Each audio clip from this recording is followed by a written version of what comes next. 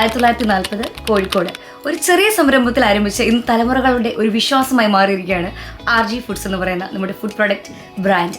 അപ്പം ഇന്ന് അതിൻ്റെ ഒരു മനോഹരമായ ജേർണീനെ കുറിച്ച് മാത്രമല്ല ഇനി വിഷ്ണു നേരിടാൻ പോകുന്ന റെസ്പോൺസിബിലിറ്റിയെ കുറിച്ചൊക്കെ സംസാരിക്കാനായിട്ട് ഇവിടെ എത്തിയിരിക്കുന്നത് RG ഫുഡ്സിൻ്റെ ഓണറായിട്ടുള്ള വിഷ്ണുവാണ്.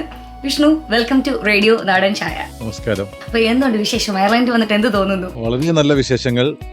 അയർലൻഡ് എന്താ പറയാ, ഞങ്ങൾ വരാൻ കുറച്ച് ലേറ്റ് ആയി പോയെന്ന് തോന്നുന്നു.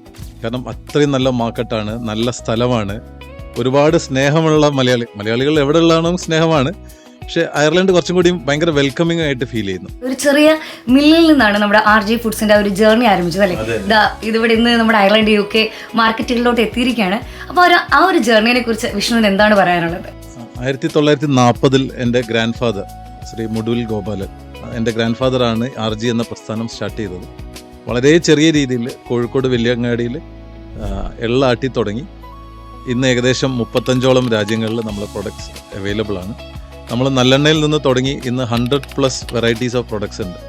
നമ്മൾ ഒരുപാട് വർഷം നല്ലെണ്ണ തന്നെയായിരുന്നു നമ്മുടെ മെയിൻ ബിസിനസ്. കേരളത്തിലുള്ള 90% ഓഫ് ആയുർവേദ മാനുഫാക്ചേഴ്സ് RG ആണ് യൂസ് ചെയ്യുന്നത്, അവരുടെ തൈലങ്ങൾ ഉണ്ടാക്കാൻ വേണ്ടിയിട്ട്. കേരളത്തിലെ മിക്ക അമ്പലങ്ങളും എണ്ണ RG ആണ് യൂസ് ചെയ്യുന്നത്. അതുകൂടാതെ പിക്കിൾ മാനുഫാക്ചറിങ്, അങ്ങനെ ഒരു മൾട്ടി ആപ്ലിക്കൻ്റ് ആണ് നല്ലെണ്ണ.